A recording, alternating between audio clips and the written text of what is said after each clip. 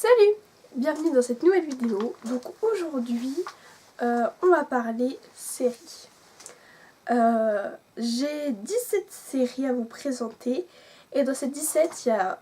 Enfin, comme dans la dernière vidéo, une des vidéos précédentes qui était sur les films, il y aura des séries américaines, françaises, coréennes, japonaises, espagnoles et voilà. Niveau série, j'ai pas beaucoup de séries à vous conseiller parce qu'en fait j'en regarde vraiment très peu. Parce que en fait c'est qu'à un moment donné, s'il y a un épisode que j'aime pas du tout, je vais arrêter complètement la série. Je vais pas vouloir continuer, ça va m'énerver, je vais avoir peur qu'il y ait aussi encore un autre épisode qui soit pareil, donc je regarderai. Donc alors, pour commencer, donc la première série, c'est Gossip Girl. Donc là je pense que c'est une série que tout le monde connaît. C'est la série Fifi à regarder avec Blake Lively, du coup Serena Van Der Woodson, Blair Waldorf, après les plus riches, les moins aisés, donc il y a Dan, Jenny et tout ça. Donc c'est une série qui est plutôt bien et tout. La première saison j'aimais pas trop et en fait après plus les saisons passent plus ça va. Ensuite, autre série qui, les premiers épisodes j'ai pas du tout aimé, mais là je me suis vraiment un peu plus forcée et en fait à la fin j'ai beaucoup aimé.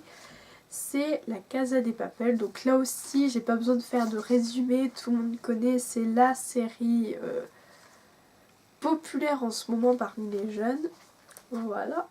Ensuite, Vampire Diaries. The Vampire Diaries, pardon pour mon accent. Donc là aussi c'est une série où j'ai pas besoin aussi de faire de résumé, tout le monde connaît, c'est aussi la série culte parmi les jeunes. Après il y a Les Frères Scott, là aussi pas besoin de résumé, c'est l'histoire des frères Scott, tout le monde connaît, celui qui a vécu avec une cuillère en or dans la bouche, puis celui qui a vécu de façon très modeste. Et voilà, à la fin ils se rencontrent, et voilà. Ensuite, autre série, c'est Charmed. Après Charmed et les frères Scott, c'est deux séries que j'ai beaucoup regardées avec ma soeur, Vampire Diaries. Les frères Scott et Charmed, c'est une série que j'ai regardée avec ma soeur et tout, et toutes les deux on est vraiment à fond dedans. Là en ce moment c'est en train de repasser à la télé et on est en train de regarder tous les épisodes, c'est vraiment des séries qu'on adore, surtout Charmed. Ensuite une série américaine, celle-là je pense pas qu'elle soit très connue, c'est Awkward. Donc là Awkward ça veut dire malchance en français. C'est l'histoire d'une fille qui en fait au début il lui arrive un accident et après ça fait que l'histoire va commencer à partir de là. Après il va y avoir un garçon qui va tomber amoureux d'elle, un autre, elle va être amoureuse de celui-ci. Et tout ça en fait c'est vraiment aussi là aussi une série qui est plutôt dans l'humour, le romantique et tout. C'est aussi une série que j'ai beaucoup aimée. Voilà, qui se laisse regarder avec un petit plaid et tout, quand on n'a rien à regarder. C'est vraiment une série qui redonne envie et tout, qui fait qu'on rigole et tout, je l'aime bien. Et après, cette série-là, c'est une série française. C'est un peu série-film parce qu'en fait, les épisodes durent assez longtemps. Et c'est la série Clem. Alors, cette série-là, certains vont dire qu'ils détestent ça. Et je peux comprendre vraiment parce que c'est un peu une série qui commence un petit peu à être chiante, on va dire. Mais moi, j'aime toujours autant. Je regarde toutes les saisons. Donc Clem, en fait, ça a commencé la première saison, c'était surtout par rapport à une fille, du coup, une adolescente qui tombe enceinte. On voit là, par rapport à sa famille, qu'elle veut abandonner son enfant. Avant, elle voulait... comment on dit ça? Avorter. Voilà, en fait la première saison c'est surtout par rapport à ça, par rapport aux femmes qui tombent enceintes quand elles sont ados. Et en fait après chaque saison, voire même chaque épisode, a un thème particulier: le cancer, le harcèlement scolaire, la drogue, la prison, de pas trouver de travail, l'alcool. Enfin vraiment chaque épisode a un peu un thème particulier, donc c'est pour ça aussi que j'aime bien regarder cette série, parce que en fait c'est pas une série qui a... Enfin, il tourne toujours autour de la même histoire. En fait, il y a chaque fois un thème précis par épisode. Et c'est ça que j'aime bien. Et après, du coup, ça c'est la fin des séries qui sont très connues et que tout le monde regarde à peu près. Et là maintenant, je vais vous parler des séries qui sont assez étranges pour certains. C'est les séries qui sont japonaises et coréennes. Voilà. Alors, il y a la première série du coup. Ces séries-là, en fait, le plus souvent, il n'y a qu'une seule saison avec une dizaine d'épisodes. Mais en fait, les épisodes durent très longtemps. Parfois, ils durent 1 heure, voire un peu plus parfois, ça dépend. Donc, c'est un peu comme Clem, c'est une sorte de série-film. Donc, la première série, c'est Who Are You School.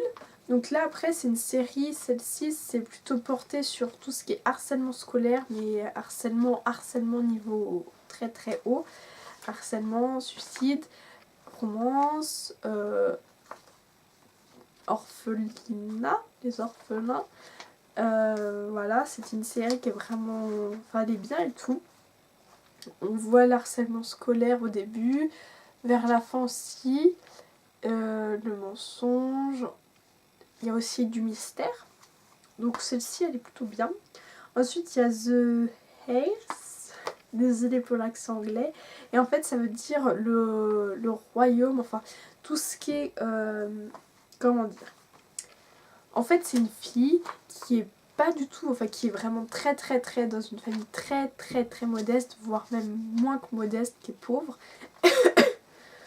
Et elle a pas de père, elle a qu'une mère, et sa mère, en fait, elle peut pas parler, donc en fait, elle parle souvent par langage des signes, la mère et la fille.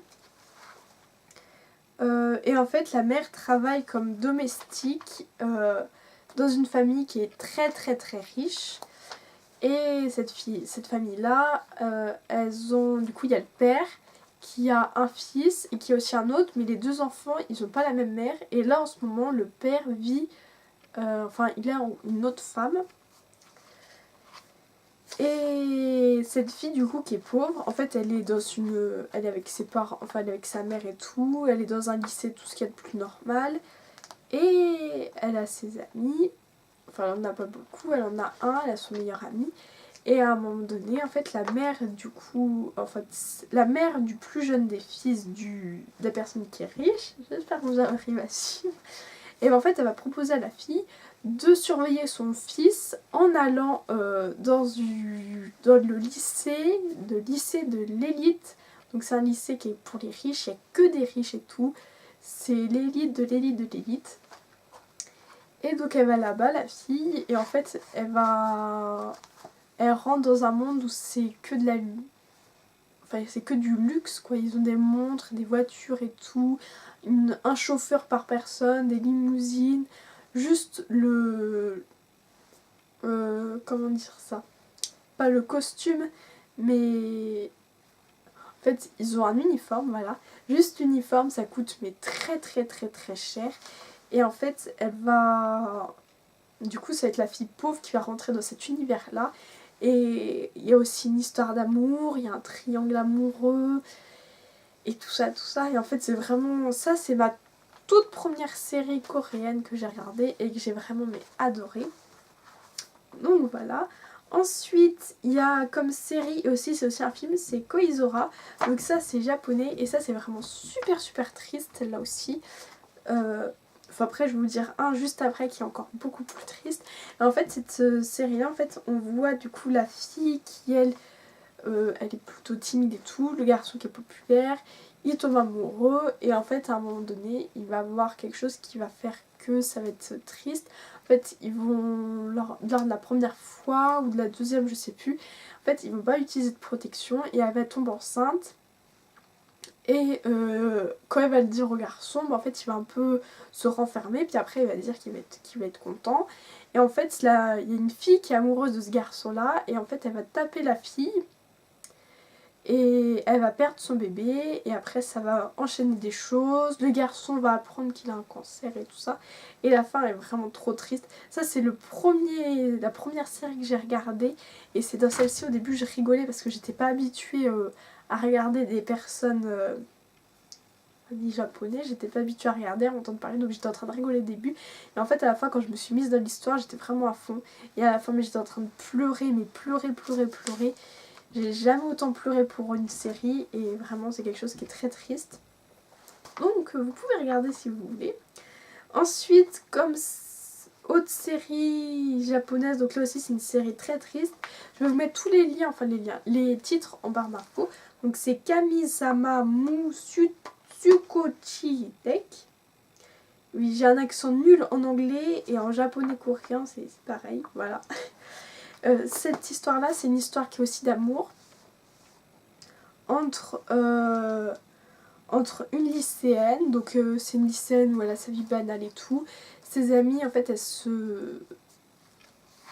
on va dire, en fait, c'est entre guillemets quoi, elles vendent leur corps à d'autres hommes pour pouvoir avoir de l'argent.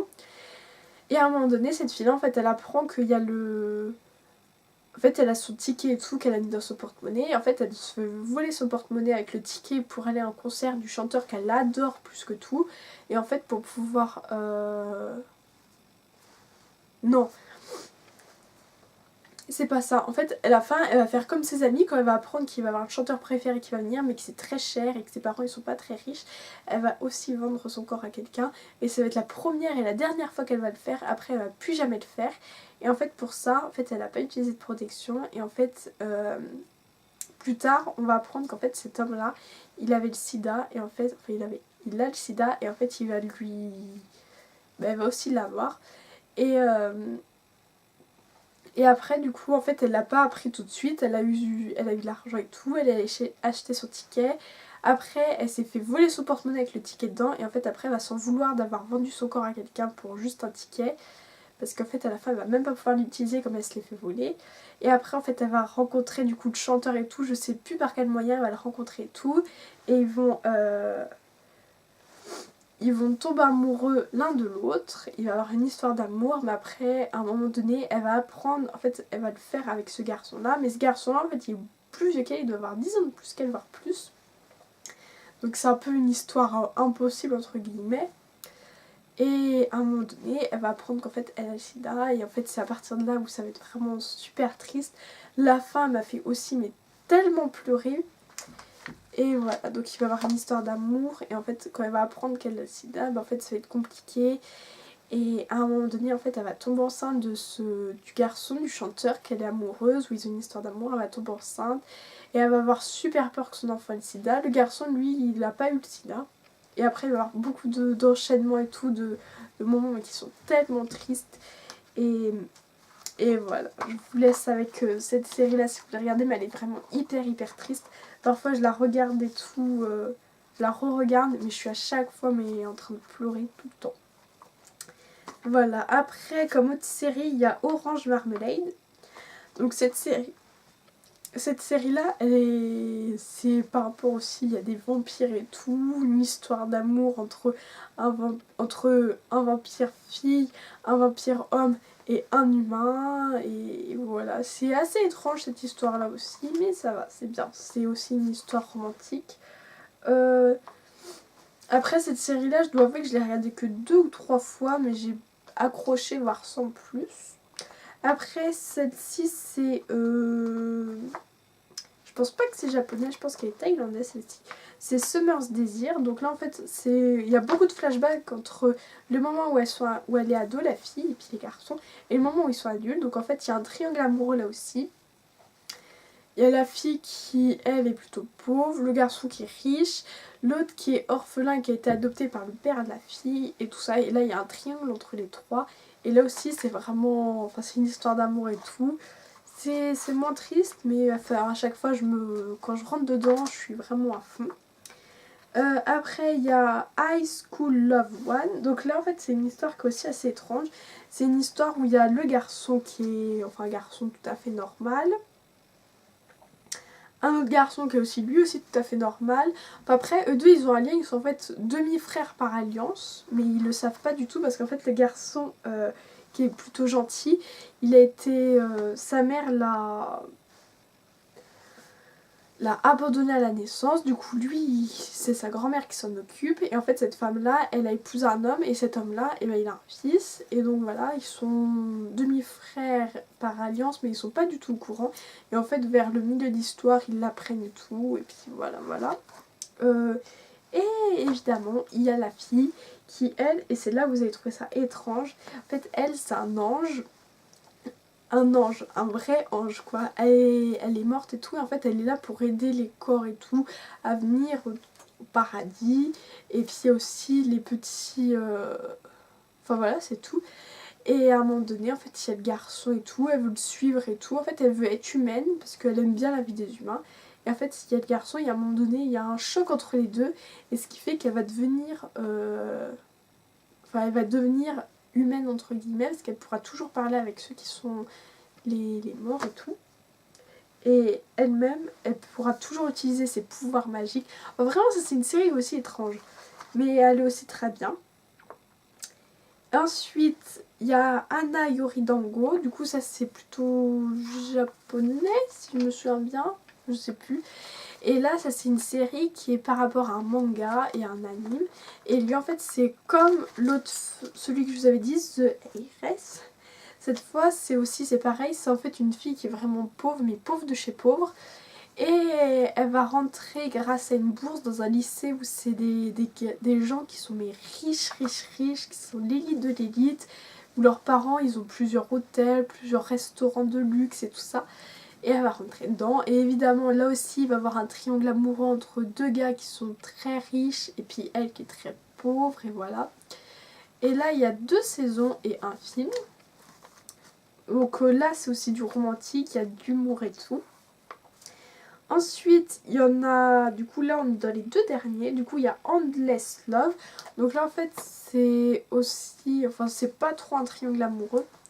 Là il y a aussi beaucoup d'action et tout. Et là ces 2 derniers là, surtout celui-là que je suis en train de vous dire, c'est les 2 séries asiatiques que j'ai vraiment adoré. C'est 2 qui sont coréennes.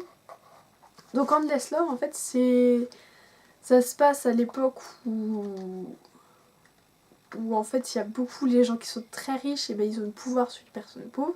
Et en fait au début il y a la mère, en fait il y a la mère avec sa fille et il y a la sœur de la mère qui a aussi une fille. Et en fait la fille A, B, C, D, voilà. Alors B du coup ça va être la B et D, ce sont les petites filles, et A et C c'est la mère de la petite fille B, et C celle de D, et elles sont sœurs. Du coup il y a la mère de la petite fille qui va être la héroïne principale de l'histoire. Et ben en fait elle va rester dans la maison parce qu'elles vivent toutes les 4 ensemble, et elle va rester pour s'occuper du coup de sa petite nièce qui est malade.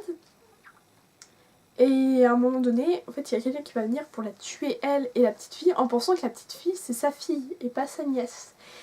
Et en fait, et ben, l'histoire va se passer comme ça, et à la fin, du coup, la mère, elle va perdre sa fille, et la plus petite va perdre sa mère. Et en fait, elles deux, elles vont essayer de se cacher et tout, et puis à un moment donné, elles vont retrouver quelqu'un, et après, on va les voir grandir, on va les voir devenir adolescentes, et tout ça, tout ça. Il va y avoir des histoires avec la prison, des histoires avec le pouvoir, avec le droit, la justice, plein de choses comme ça. Du coup ça c'est vraiment une série où il y a plein de choses dedans, et je peux pas vraiment faire trop de résumés. Je vais essayer de trouver sur internet pour faire un résumé parce que quand j'en parle vraiment j'ai toute l'histoire qui me revient en tête, et il y a vraiment beaucoup d'épisodes donc ça fait beaucoup de choses à dire et j'ai pas envie de vous révéler l'histoire. Donc voilà, donc c'est Endless Love. Du coup je vais vous donner ce que j'aurais dû faire depuis le début au lieu de parler et tout. Du coup, c'est un drame qui est historique et qui met en avant les actions politiques coréennes et la situation de la finance dans les années 1970-1990 à travers la vie d'une femme. Du coup, après un passé traumatisant en tant que témoin de la mort de sa mère, Seo In-hai grandit comme une femme ambitieuse avec l'esprit vif et même de saisir le cœur des gens. Seulement, elle garde toujours l'espoir de venger un jour la mort de sa mère. Depuis son enfance, sa vie a été mêlée à 2 frères issus d'une famille de modestes pêcheurs aux personnalités radicalement opposées.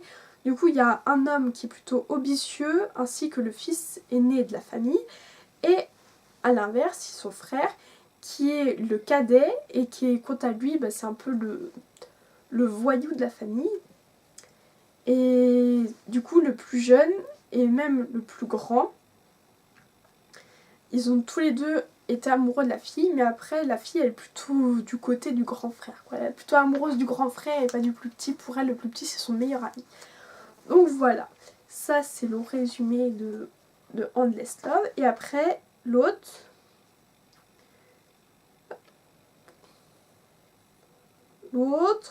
ça s'appelle Empress Kai. Donc là aussi c'est un film qui est plutôt historique et tout, et qui est vraiment une histoire vraie. Là je suis en train de remarquer que c'est un gros résumé, donc en fait je vais essayer de faire ça un peu rapidement. Donc au début en fait c'est un envoi de femmes pour satisfaire les désirs de l'empereur. Du coup il y a les femmes, il y a les mères et les enfants qui vont là-bas, et après il y a presque tout le monde meurt parce que en fait il y a le plus jeune des empereurs qui est Lisbeth, etc. et elle s'enfuit, et il y en a une autre qui reste. Et en fait c'est comme l'avant-dernier, en fait elle va essayer de venger la mort de sa mère, donc on la voit évoluer et tout, et à la fin en fait elle réussit. Et du coup cette jeune fille là, et on va pouvoir voir qu'il y a beaucoup de choses qui vont faire que, enfin pour qu'elle réussisse et tout. Et il y a vraiment beaucoup de choses et tout. Désolée pour ces résumés qui sont un peu approximatifs, mais si vous en avez aimé certains, dites-le moi en commentaire. Je vais vous mettre tous les liens vers les sites où je vous ai dit les résumés en barre d'infos, tous les titres des séries que je vous ai dit. Et du coup, mettez des commentaires, des pouces vers le haut, mettez des j'aime. Et comme pour la vidéo précédente, non, la vidéo sur les films, vous pouvez voir du coup que les séries c'est vraiment beaucoup de choses qui sont romantiques, historiques, où il y a un peu d'action. C'est vraiment à peu près le même style pour les films. Et vous pouvez voir aussi que les séries je regarde pas tant que ça. Et surtout dans toutes les séries que je vous ai dit, en fait ces séries là c'est mon top, et c'est aussi surtout des séries que j'ai regardées, et à peu près les seules que j'ai regardées, parce que j'en ai regardé vraiment pas beaucoup, alors que les films j'en ai regardé beaucoup, j'en ai regardé plein. Et voilà. Je vous dis à bientôt pour une prochaine vidéo, et voilà, bye, à vendredi prochain.